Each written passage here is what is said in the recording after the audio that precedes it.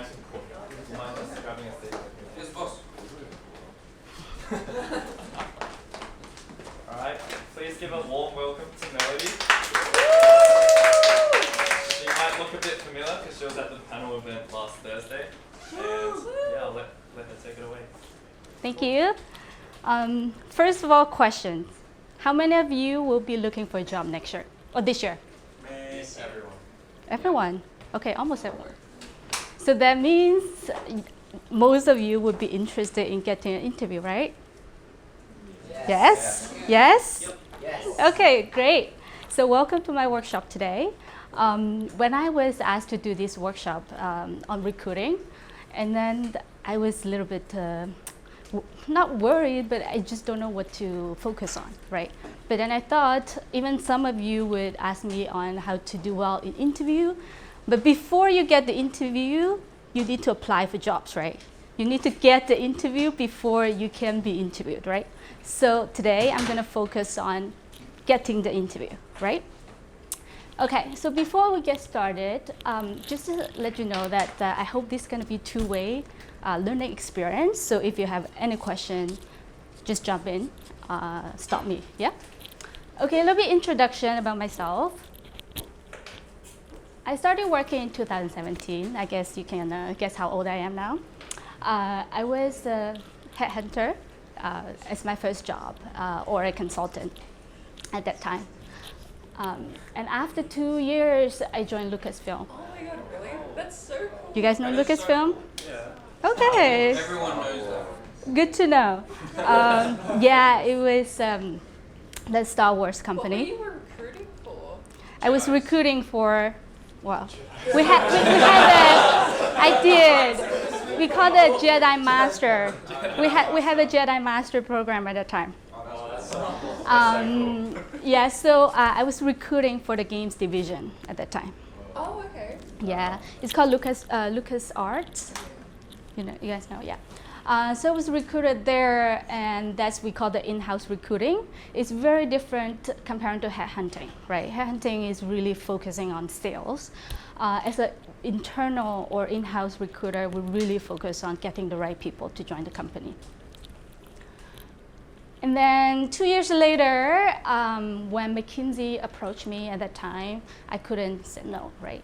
McKinsey is one of the top management consulting firms at that time, and I joined them as a recruiter for Southeast Asia, and then I grew my career with them, kind of, right? In 2-3 years' time, I became the recruiting manager for Southeast Asia, and I basically helped them to double the size of the office in Southeast Asia. And then 5.5 years later, I decided to do my MBA. I put it there because it's very important and it's very relevant to why I'm here today. I think I shared with you guys last Thursday when I was taking my sabbatical in 2017. I was approached by a friend who also used to be my candidate, actually, in McKinsey, to do coaching. And I was taking my sabbatical at that time, and I was like, hey, I can actually earn money by traveling, why not, right? But that really changed my perspective on coaching because I realized the impact that I can make to the young folks like you guys, right? For now, I mean, since 2017 till now, I have coached more than 80 students.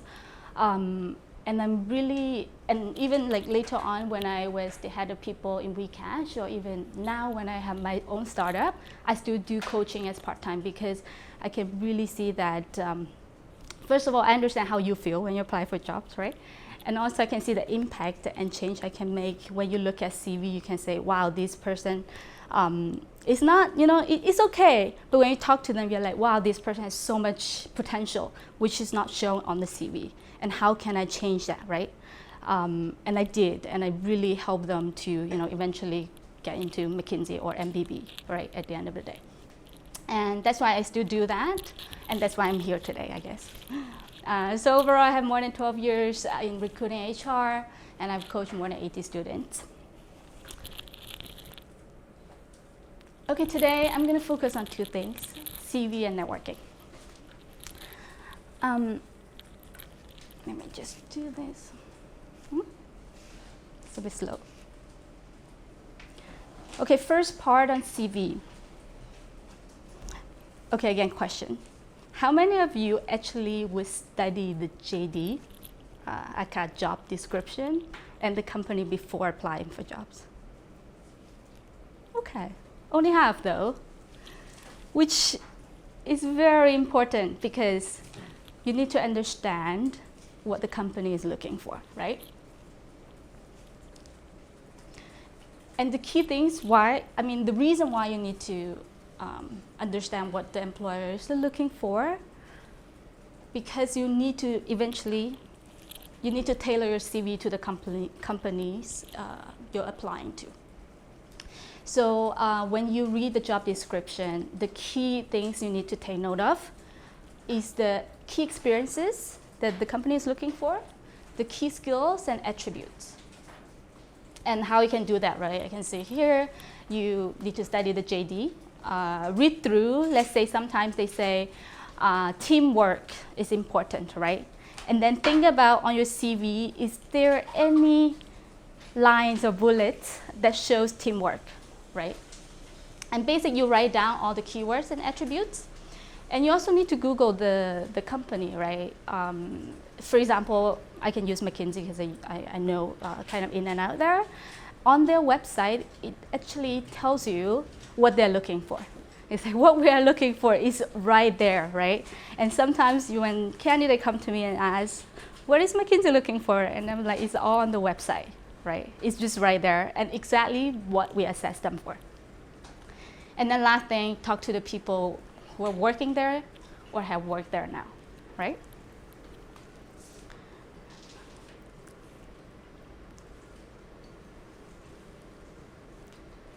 Tip number 2,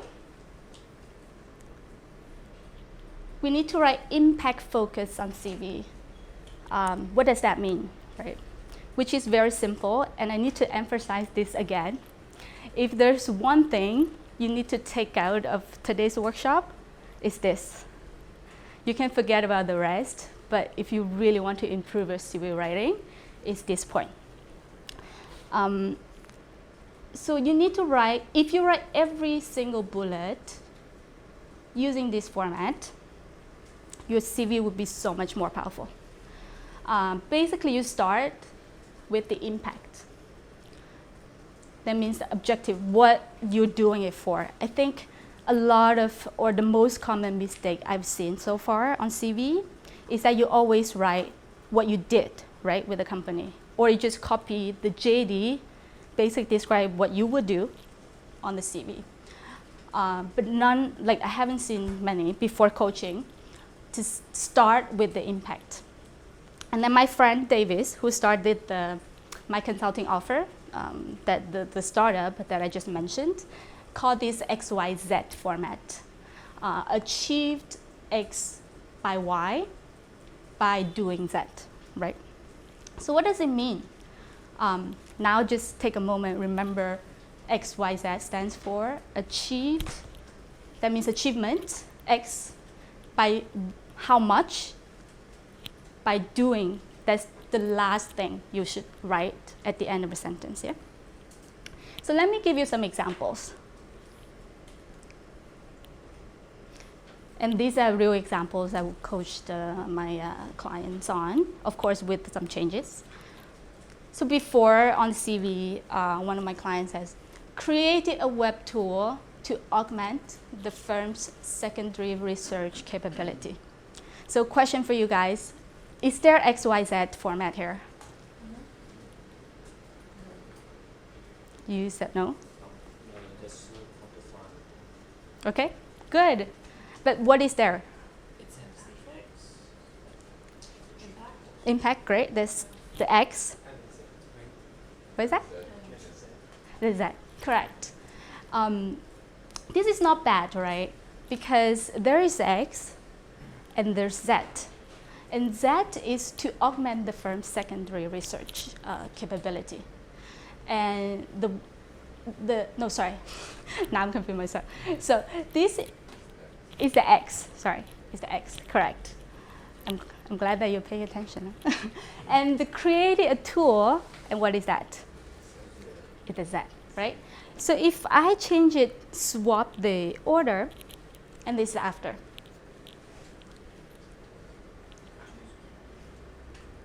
So it's augmented the firm's secondary research capabilities and saved the consulting staff 3 hours of research time per client by creating this tool with the details, right?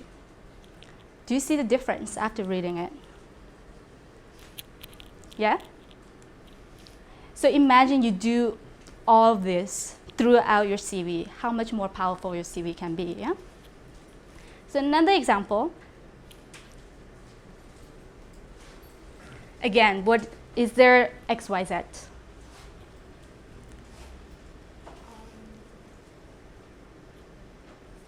mean, there's sort of X for the second. Correct, yes. Which is? Lab project. Lab project? Oh, wait, sorry. Wait, no. That's it, isn't it? First, yeah. Correct. That's the action. So leading project is the action, right? So that would go last, no? Yeah. Is there X? Long trip. Correct. There is X, but there's no Y, right? I don't know what the first one is. So after that, so basically when I saw the first bullet, I need to ask a lot of questions, right? So basically this is a question you can ask yourself when you are writing your CV and say, okay, I did marketing. Then I would be like, what did you do? First question, right? You get this, that, there. What did you do? And then this student told me, oh, I did market research. I'm like, what kind of research? And then she said, oh yeah, I interview consumers. I'm like, what kind of consumers, right? So that we got this that out. And then again, question, the impact, super important. And then I asked my clients at that time, it's like, why would the firm want you to do market research? Right? Why would they need to do the research? Can they not do it? And then she said, oh yeah, because they want to come up with a strategy. I'm like, bingo. There you go, right? That is the impact basically, or the objective for you to write. So you determine the strategy for increasing the market share of this beverage. So you can see the difference, how clear and how powerful it changed, right? And then even the second one, there's no why, but there is quantifiable amount, which is a 2-year contract, right? So you might ask me, what if there's really no quantifiable impact, right? Because like sometimes it's really hard. You just like, my job is just so little as the bigger picture. Then if that's the case, it's really hard. Then you try to focus on the qualitative impact. For example, this one, right? Create a report on how financial institutions can capitalize on the interest in the cryptocurrency market.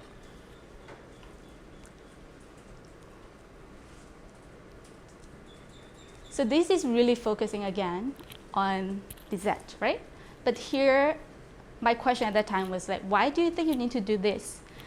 And then the client said, oh yeah, because we can help to attract more potential clients. So then you write it there, impact first, always. Help the firm attract potential clients by creating the report on how banks could operate in the space. So another thing you can see here between before and after is that I changed the capitalize. Do you know why I do that? Here. Oh. Because that was American's fault? Yes and no. This is just not good word to use. What is that? This is just not good word for the company to use. Close. What if the recruiter is not like finance majored or doesn't know finance? What does it mean to the recruiter, no? Okay, so it's So I'm going to mention that again. Basically, try to use a simple word, right? I know it might be easy for you, as I don't know, some of you might be technical, you use like technical terms, but for the recruiter, they're like, what does that mean? It means nothing if they don't understand, right? So I'm like, okay, let's explain that in a layman's term. Like, imagine you're explaining to your grandma, for example, right? And use that word as if you are explaining to your grandma. Any questions so far? Is it clear?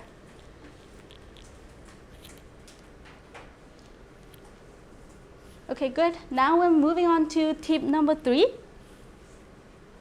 I think I got one of the questions from you guys. How to make yourself stand out, right?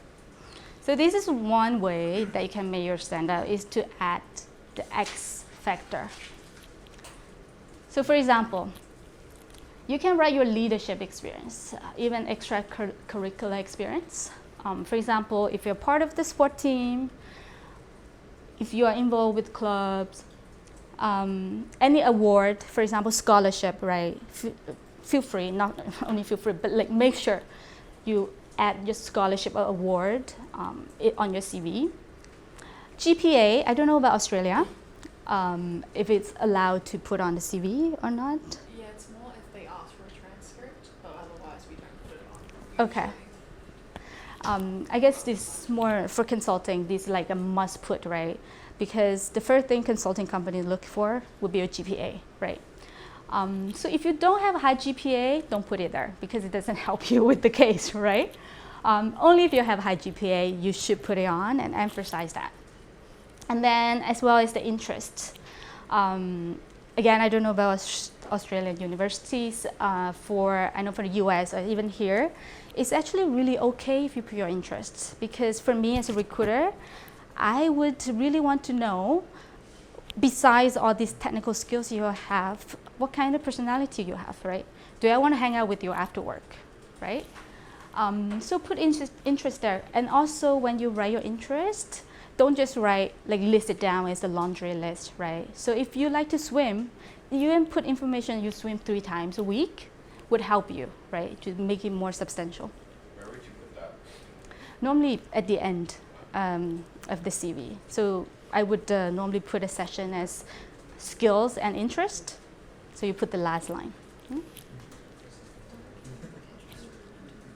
Sorry? I don't put it on my resume, but whenever I go into the interview, they're always like, oh, what are your interests? And that's where. Exactly, right. Because they want to know. How important do you find the structure and the order of your resume?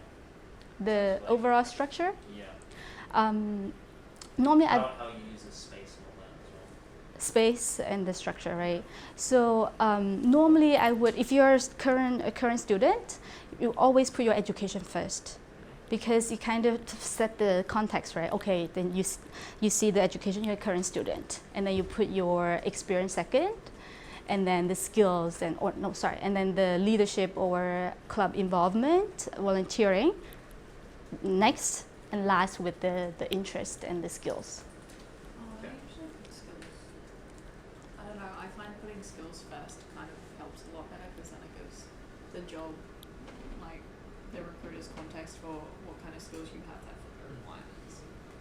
Because for me with tech is I have Yeah. a section in my resume called the technical toolbox, Mm-hmm. and it's like advanced, intermediate, and beginning, and, Mhm. and it's just like listing the terminologies I'm familiar with. Okay. Like that way. Like a box on top, so like it's that. like a box and it's Yeah. like 3 lines, and then it's just like advanced, and then it's like, for example, like AWS and like Yeah. Splunk and stuff like that. That will work if you know the company is really particular about the skills you're looking for. Because when recruiter read the CV, the first thing they see is on top, right? And which is why I also advise you guys to put the most impressive items first, because that's the first thing they see, right? So if that's important for the company, I'm like, yes, because you want them to see that first. I think it's probably because I'm very technical, so it's relative. Yeah, yeah. So, Should you have a career opportunities as like maybe a short paragraph on what you aim to achieve in this company? And like like an objective it's fine to include, but to be honest, I would not read that most of the time. The personal type. Yeah, because most of the time it's very generic. Unless you have something that made you stand out, then yes. So other factors to consider? Hey guys. Okay, back up. We talked about the length of the CV. One key thing to remember is that less is more. Don't try to fill your CV up, right? I saw all your CVs, or at least those ones that submitted to Daniel. I saw a lot of you put 2 pages and a lot of space in between. There's no need for that, right? You can just put 1 page, especially for undergrads like you guys. And make sure that your grammar, your tense, spelling, and wording, they're all correct. And the font color and size, you can play around with the color and the font size, but my personal preference is that to play safe, right? Don't come up with crazy things. I mean, you can, but you just don't know. There's a risk. The recruiter is not so, not so open to that, right? One thing is important is the consistency as well. If you use, actually it's okay to use the US format as long as the whole CV is using the US spelling, right? Not in Australia. Not in Australia? Yeah, because we use the English spelling. Okay. So that Okay, stick to that then. And then again, use layman's term. Don't use any technical words, right? So, did you happen to print out the CV or no? I haven't printed them out. Okay. I did send them. I do have them in like a Google Drive. I think you have them. Yeah. Is it easier if we print them out? I'm just thinking to get you guys to do an exercise actually, to use all these, like what we just talked about. So what you can do though is to pick someone else's CV, not yours.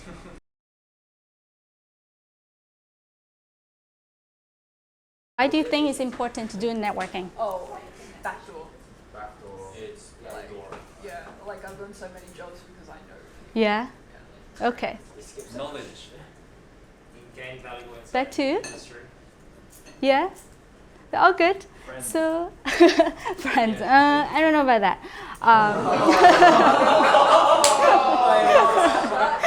You're looking for jobs. Yes, joking.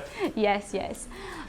So for me, the goal is really to increase your chances of getting an interview at the end of the day, right? What you said is all good, but eventually you want to get an interview, right? There's some research saying that the average time spent on one CV is only 6 to 10 seconds. And you can't basically show all the soft skills on the CV, right? And a lot of companies that use, they will use networking opportunities to be part of the screening as well. So that's why it's important to do networking. And the first tip I'm going to share with you is that start your networking tracker. Do you guys do that? Any of you? What is that? What is that? Okay. So basically, you need to do a mapping, right? You map out all the targeted companies that you're applying to, or any company you want to work for, right? Interested company, potential company, all of that. And then you basically map out all the people, either you know, like you said, referrals, right? Or the HR, or the hiring manager. LinkedIn stalking. Exactly. There you go. Use LinkedIn. So for example, if you apply for a job as, I don't know, engineer, or something engineer, for example, you can use the term and search for the company, and then you can go through it to see who is the VP of that team. And that's very likely to be the hiring manager. Yeah? And why it's important to do this is because after a while, you don't know who you will reach out to, who you have reached out to, right? So you want to keep yourself organized. And also, if someone replied to your previous message, in your next outreach, you can refer to that person. So it may sound like you actually know someone in the company. Tip number 2. So after you have the list, what do? You reach out to them, right? So the first thing you reach out, it would be the friends you know who will refer you, right? And I think in Australia as well, a lot of companies will give out referral bonus. So I'm sure your friends would be very happy to help you.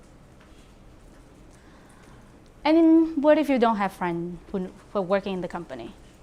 Then you have to do cold outreach, no? And normally, well, based on my own experience as well after my MBA, is that the most effective way is to reach out to at least two people. One is the HR, the other is the hiring manager. The reason is that sometimes the HR is just so busy. They screen thousands of CVs, right? And the hiring manager, they are the one that actually responsible for the team, and they want to hire good people. So they might be more inclined to reply you actually than the HR. What about like a potential, like someone in the department you would work in, like a potential boss or something like that? Yeah, you can reach out to that too. But someone who has a decision-making power, right? When you say reach out to like either HR or hiring manager, but what do you technically say to them? You just say, hi, can you give me a job?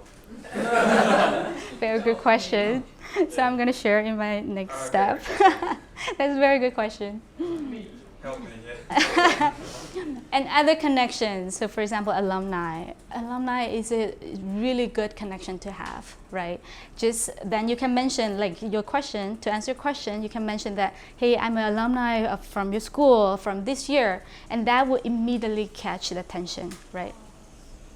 And the interests as well, if you like tennis, and then you see in the LinkedIn profile there's someone put tennis, right? You can mention that. Because all of this would help the person, would make that person more inclined to help you, yeah? So focus on something in common, basically, I'm trying to do here. Again, use LinkedIn, very helpful tool. So back to your question, right? So what are you gonna do once you reach out? Basically, you want to build personal connections. So before I get into this, in your message, I'm just gonna talk about the message you would mention. So for example, normally you say hi, right? You try to introduce yourself a little bit, just one sentence. And then you focus on what you can add value to them. Not because, oh, I'm looking for a job. Because that come across as like, okay, you're asking for something, right? But if you rephrase it and say, hey, I'm graduated from this major, I've done this in my experience in X company and in this project, which would be helpful to your team. That would come across very differently from HR point of view. And the next step for outreach, I think, I don't know if you guys would do it, is really to ask for a phone call or get a coffee chat, right? I think it's really okay if you ask for it, because you never know. They might be very happy to meet you. The Australian like business scene is actually really casual, so like coffee catch-ups happen. Like you can ask. It's common, yeah? It's really common. Yeah, perfect. So try to get a coffee chat with them. The point is that you want to get the personal connection, right? You want to move beyond your CV to have the personal interaction and let the person know you. And then at the same time, you can make friends, like Daniel mentioned, right? You get to know, and by asking the person's work, what you have done. Also, like, remember, through all these discussions, you want to know if you want to work for this company or not, right? It's not one way, it's always two-way, relationship. You want to find out, would I be happy working for this person, of this company? Would I want to work with this manager, right? So use this opportunity as well for yourself to assess that. Any questions? Is it hard to do? You feel it's difficult to ask for a chat? No? Okay. Yeah? So you know how you mentioned how you can add value, so that's pretty much how you ask for a coffee chat. What if you don't have anything that you feel like you can add value, provide value to? What value? Like, what would be your alternative way of recruiting? Because I've had coffee chats with people, but my way is pretty much just, I just want to learn more about you, that's all. Yeah, I mean, this is more the outreach message. If you really don't have something you feel like can add value, just make it as general as possible. To say you're graduating, you would like to learn more about the company and see how you can potentially contribute, right? Or joining the team, that's okay as well. and other factors to consider. Find a balance between enthusiasm and aggressiveness. I hope I pronounced it right. So it's always, I get a lot of emails like that, to be honest, when I was recruiting. I like the initiative taking part of it, but sometimes it's such a turn off if someone really insisting, who will call me 3 times in a week and ask to talk to me, right? That's a turn off. So you really have to find a balance, right? So normally I would suggest always follow up, because it shows your enthusiasm. But at the same time, if by the 3rd time that the person, you don't get a reply, move on, right? Because there's no point dwelling on this one person. So find a balance in that. And very important to show your appreciation always. As a recruiter or HR or even hiring manager, it's just simple words like thank you so much, or I really appreciate your time, or taking time for this. It makes a big difference. And lastly, do your homework and don't ask obvious questions, right? So things like what do the company do, right? That is not a good question to ask. And if the company put a lot of emphasis on culture, and for sure they put so much information on the website, then you can read. Don't ask them again, right? Just remember, it's hard work to get an interview, right? So persistence and patience would always be needed at the end of the day. Any questions on networking before I move on? I'm curious. So there's recruiters and there's HR managers, right? And It depends. Sorry? Depends. Well, yeah, true. But I was just curious, like, what is the relationship between the two? Because I found that, for example, when I was going through a recruitment process, the recruiter was like helping me with my resume and stuff and getting me ready to like go. Yeah. Right? Whereas I don't see a HR manager doing that, obviously, because they're a different kind of stakeholder. So like, what does that ecosystem look like? Yeah. So it depends on the structure of the HR team. So for some company, if it's a bigger company normally, there is a separate recruiting team from the HR team. So if that's the case, always reach out to the recruiter. For smaller companies, startup, for example, they're probably just the HR person who would do everything. Then you reach out to the HR person. Yeah. I saw a second over there. Do you have any tips for like how to prepare for like psychometry tests? Because it's always like you either run out of time or like you feel like you're doing so bad in it. Yeah, I don't know. Is there any way to prepare for it? One, try to talk to someone who has gone through the process. They might be able to tell you, right, what you should prepare for. The other thing is that I don't know, to be honest, what kind of test. It really depends, right? So if, let's say, for McKinsey, right, there are a lot of practice tests you can do online that you can practice. But if for another company that they won't announce what kind of test, it's hard to prepare for it, to be honest. Just try to Google some information, I think, online. Yeah, and talk to someone who has gone through the process. Yeah, no worries. So if there's no more question on networking, I'm going to move on these questions because they're from you guys. Yeah. So recruiting process. One question is what is the recruiting process and any tests, for example. So normally the standard depends on the company, but the standard process would be a phone screen. And after phone screen, they will give you a test, depending, right? Some yes, some no, and then the person-to-person interview. And sometimes for entry-level positions, they would do a, how do you call it, the panel interview, like group interview as well, focus group interview. So that is the standard process. So in terms of preparing, ask the HR actually, that they can help as well. Ask the person who organized the interview for you, because you never know. Sometimes they do share some information for you to prepare, right? So don't be scared of asking for more information. And I was also asked, how do companies look for during interviews? Again, depends. Because different companies will look for different attributes and experiences, right? So do your homework, try to network before the interview, and get that information yourself. And then try to prepare specifically examples for those key attributes the companies are looking for. How do I sell myself? Any key mistakes? Let me see, I think I took some notes here. I would say never lie, right? That's the biggest mistake that you can make, because recruiters can tell, like HR or the hiring manager can tell if you're lying or not. So never lie about it. So if you really don't know about it, you can just say, I haven't done it before, honestly. But always try to think of a similar situation that you can still demonstrate that skill, right? So, but I have a similar situation in this case that could be, relevant to what you ask, right?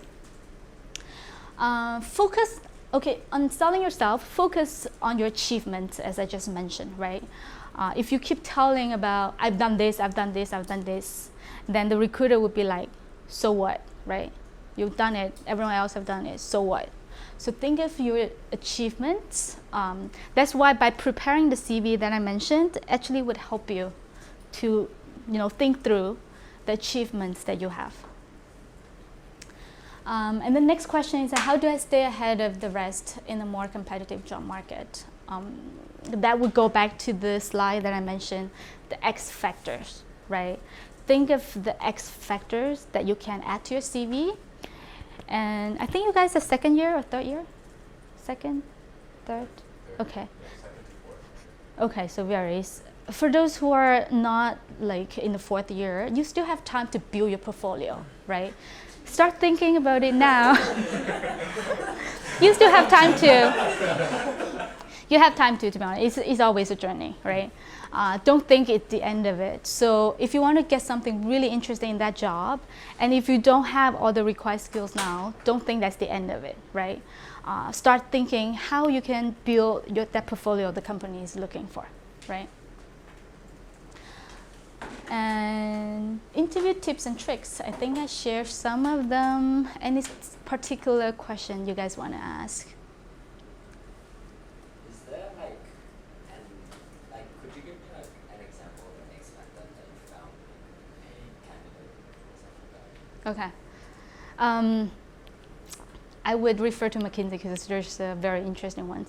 So one would be this candidate who climbed, let's say, 7 summits of the world.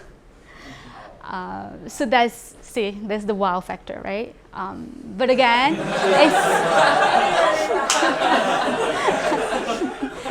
it's not like everyone would have done that, right? Just think. Wait, sorry.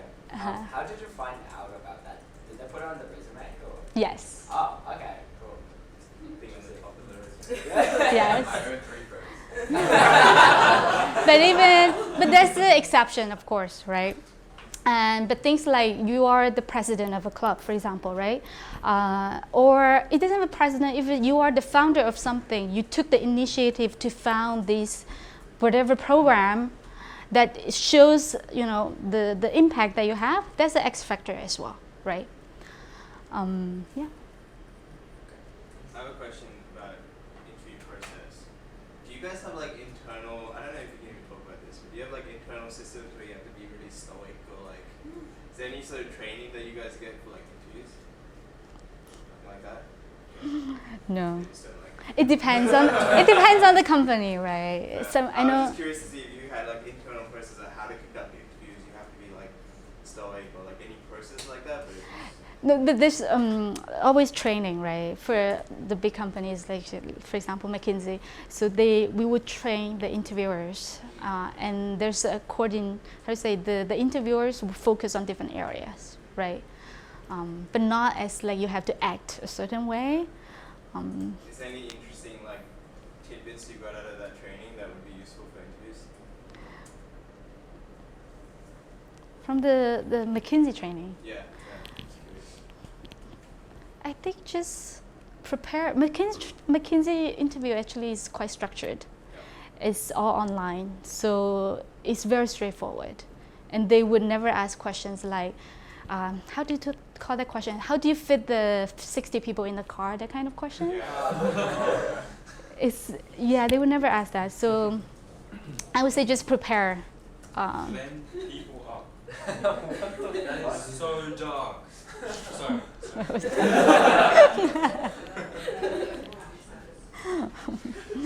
Wow. Another question?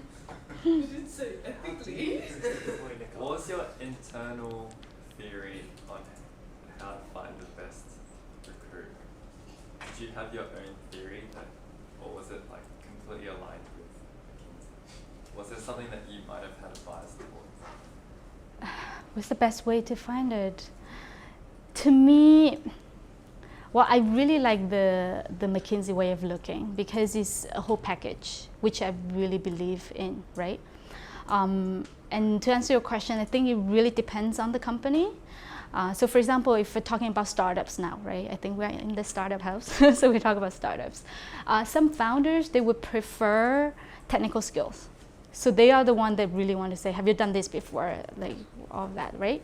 Some will really look for the soft skills. So someone, let's say, they don't care about the technical skill, but if you fit the culture, if you show that you have the, let's say, ownership, for example, right?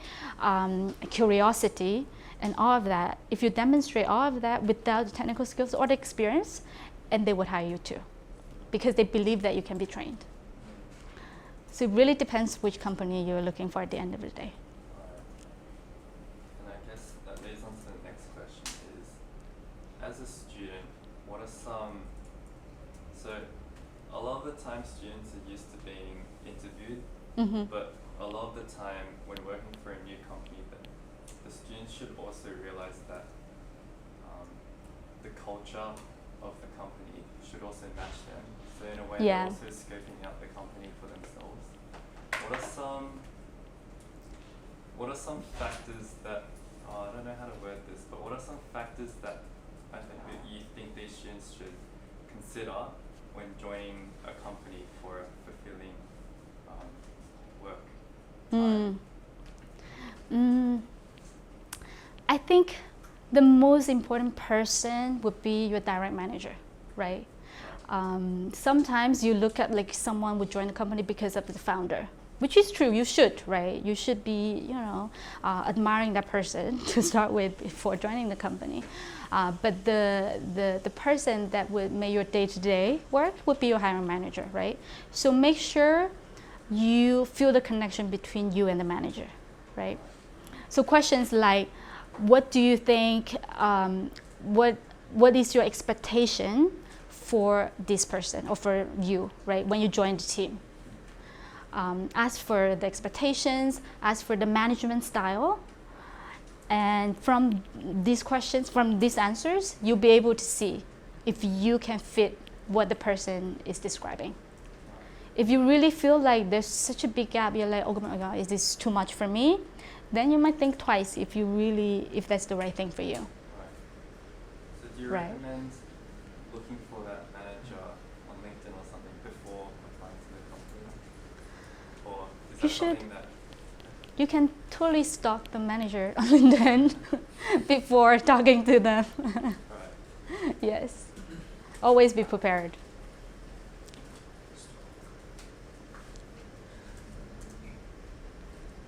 Trying really hard to find 50 questions. So what? Trying really hard to think of some questions.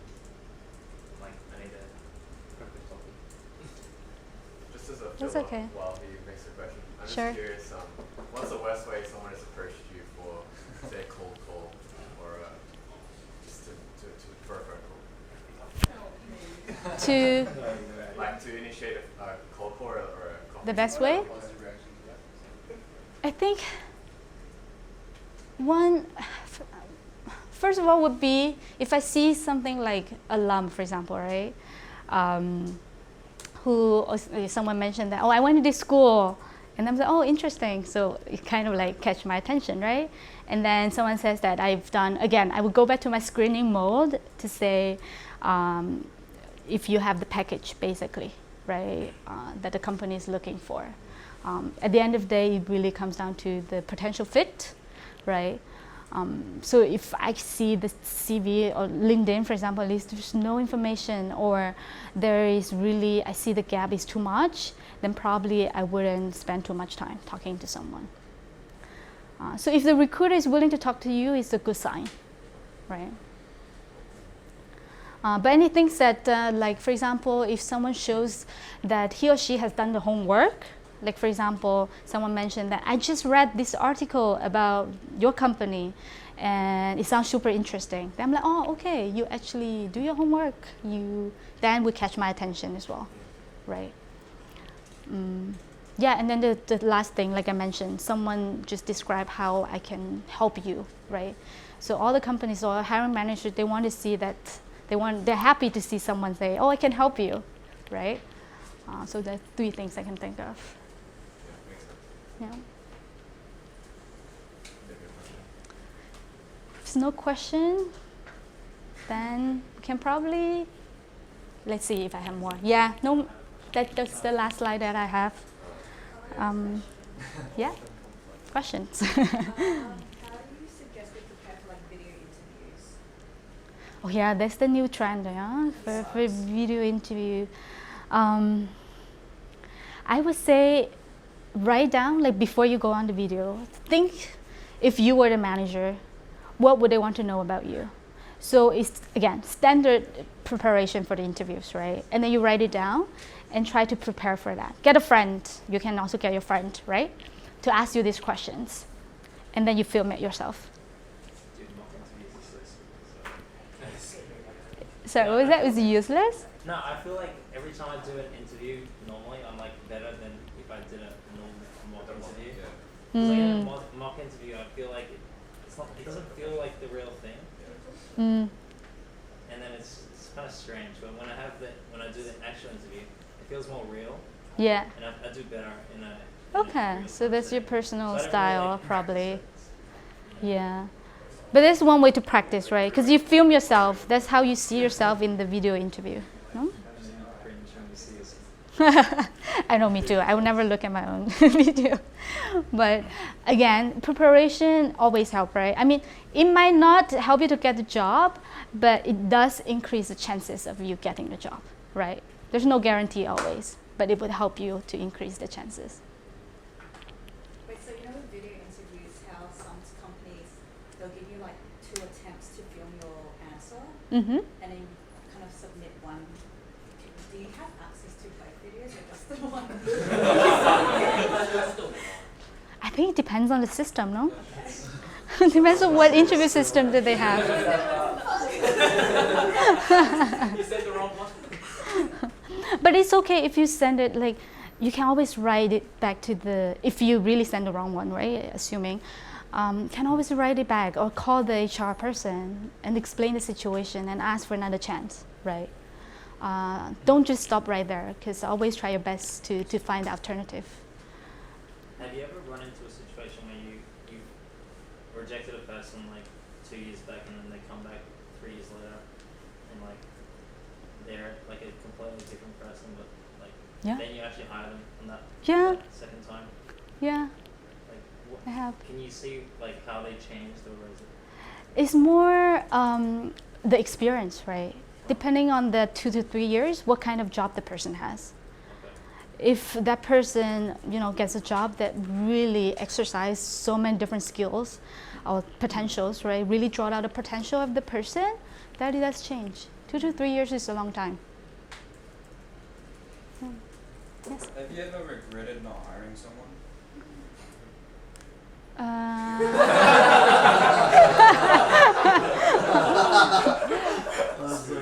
For sure, but that's like years later when you see that person's like joining a competitor and then it's doing so well, you're like, we should have hired that person. Those with no work experience. What was that? Those with no work experience, where they just have a really, really, really, really tough time finding a job, or do they still have like close to a fair chance of getting a job compared to? Yeah, I think it depends. For example, well, in general, yes. it's a competitive job market, right? Comparing to all the peers, that if all the others have job experience and you don't have, then for sure, right? The chances will be super low. But let's say if some special case, if the person, let's say, really had a hard time during university or something, like because of the health issue, for example, or a family issue, and they explain it in a letter without doing, because of that, the person cannot do the internship, for example, that it happened. Like that would help you to increase the chances, right? Or someone who's like leading a sports team, like those athletes, for example, that they spend so much time competing. But then at the same time, I will look at the achievements, right? Okay, so you spent all your hours practicing. Have you won any awards, right? If you do, then you're like, okay, then it kind of makes sense because your focus is different, right? When you go to networking events where you are speaking to higher ups, what's your approach? Because we have for us when we have networking events, I guess the thought process is that we're talking to a lot of people who have all these executive positions / already have jobs, and we have that like barrier. I'm just wondering if you have ever experienced that barrier, and how do you approach it? How to, sorry, so you want to find out how to talk to someone that you don't How do you approach networking? approach someone who's like really high up, is it? Yeah. Don't think the person is high up there. Think the person is someone that you're working with, right? One thing I always, if you really run out of things to ask, just ask about the personal questions, like what is your experience with the yeah, just don't be scared. I mean, at the end of the day, sometimes they're also human, right? And they would also find it awkward if they cannot connect with their audience, to be honest, right? So sometimes in McKinsey, like the partners will go to the event, they're like, I feel awkward, I don't know how to talk to this one. Or they'll be like, no one comes and talk to me, right? It's like the hot girl in the bar. Yes. Appreciate it. Do you have any dating advice? Yeah. But you guys will experience that tonight. Yeah. Because we have all the mentors coming in. So first time experience. Try what Melody's saying right now. No more questions? Do I have enough time? I think people have questions that just one-on-one. Okay. So maybe I'll just stay here for a little bit, and if you have questions, let me know. Thank you so much for your attention.